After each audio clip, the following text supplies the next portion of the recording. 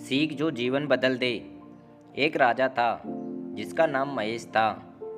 उनके जीवन में सभी सुख थे। राज्य का कामकाज भी ऐशो आराम से चल रहा था। राजा के नैतिक गुणों के कारण प्रजा भी बहुत प्रसन्न थी। और जिस राज्य में प्रजा खुश रहती है वहाँ की आर्थिक व्यवस्था भी दुरुस्त होती है। इतने सुखों के बाद भी राजा दुखी था क्योंकि उसकी कोई संतान नहीं थी। यह गम राजा को अंदर ही अंदर सताता रहता था। प्रजा को भी इस बात का बहुत दुख था। वर्षों के बाद राजा की यह मुराद पूरी हुई और उसे एक पुत्र की प्राप्ति हुई। पूरे नगर में कई दिनों तक जश्न मना। नागरिकों को राजमहल में दावत दी गई। समय बीतता जा रहा था। राजकुमार का नाम नंदन रखा गया। पूजा पाठ एवं इंतजार के बाद राजा को संतान प्राप्त हुई थी, इसलिए उसे बड़े लाड़ प्यार से रखा जाता था। लेकिन अति किसी बात की अच्छी नहीं होती। अधिक लाड़ ने नंदन को बहुत बिगाड़ दिया था। बचपन में तो नंदन की सभी बातें दिल को लुभाती थीं, पर बड़े होते होते यह बातें बदतमीजी लगने लगती हैं। नंदन बहुत ज़्यादा जिद्दी हो गया था। उसके मन में अहंकार आ गया था। वो चाहता था कि प्रजा सदैव उसकी जय जयकार करे, उसकी प्रशंसा करें। बेचारे सैनिकों को तो वो पैरों की जूती ही समझता था। आए दिन उसका गुस्सा प्रजा पर उतरने लगा था। वो खुद को भगवान के समान पूजता देखना चाहता था।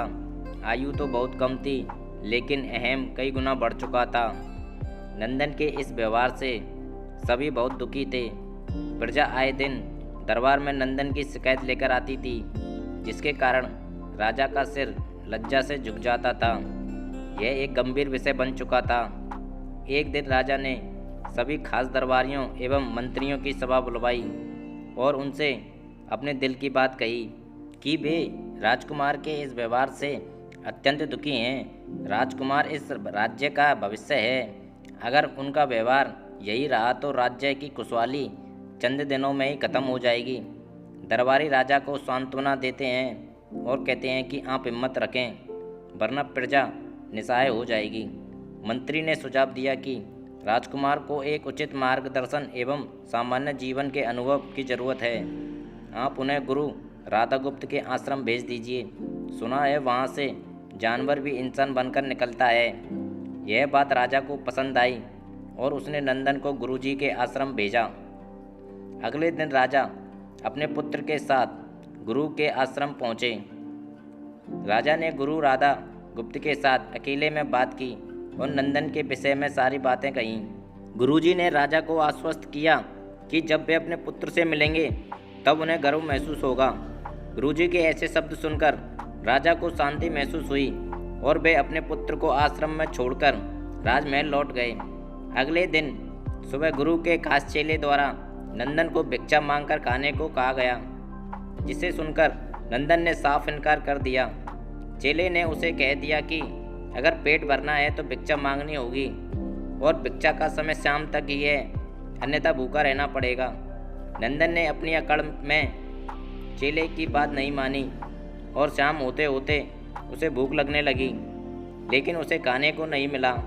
दूसरे दिन उसने भिक्षा मांगना शुरू किया। शुरुआत में उसके बोल के कारण उसे कोई भिक्षा नहीं देता था, लेकिन गुरुकुल में सभी के साथ बैठने पर उसे आधा पेट भोजन मिल जाता था।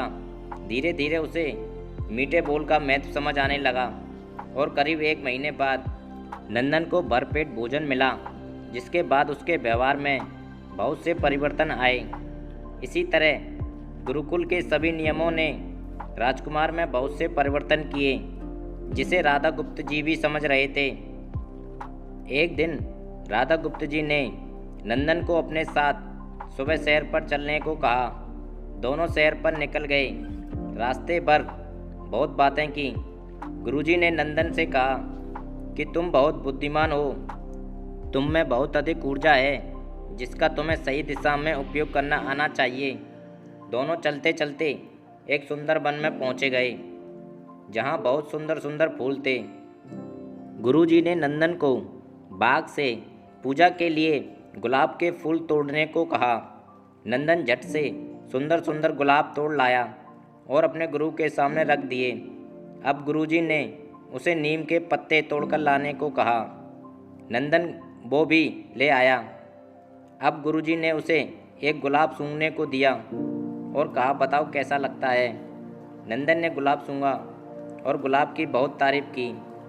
फिर गुरुजी ने उसे नीम के पत्ते चखकर उसके बारे में कहने को कहा। जैसे ही नंदन ने नीम के पत्ते खाए उसका मुंह कड़वा हो गया और उसने उसकी बहुत निंदा की। वो इधर उधर पानी ढूंढने लगा। नंदन की यह दशा देखकर गुरुजी मुस्करा रहे थे। पानी पीने के बाद नंदन को राहत मिली। फिर उसने गुरुजी से हंसने का कारण पूछा। तब गुरुजी ने उसे बताया कि जब तुमने गुलाब का फूल सूंघा तो तुम्हें उसकी खुशबू बहुत अच्छी लगी और तुमने उसकी तारीफ की, लेकिन जब नीम की पत्तियां खाईं तो तुम्हें वो कड़वी लगीं और तुमने उसे थूक दिया और उसकी निंदा भी की। गुरुजी ने नंदन को समझाया कि जिस प्रकार तुम्हें जो अच्छा लगता है तुम उसकी तारीफ करते हो, उसी प्रकार प्रजा भी जिसमें गुण होते हैं उसकी प्रशंसा करती है। अगर तुम उनके साथ दुर्व्यवहार करोगे और उनसे प्रशंसा की उम्मीद करोगे तो वे यह कभी दिल से नहीं कर पाएंगे। इस प्रकार जहाँ गुण होते हैं वहाँ प्रशंसा होती है। नंदन को सारी बातें विस्तार में समझ आ जाती हैं और वो अपने महल लौट जाता है। नंदन में बहुत परिवर्तन आता है और वो बाद में एक सफल राजा बनता है।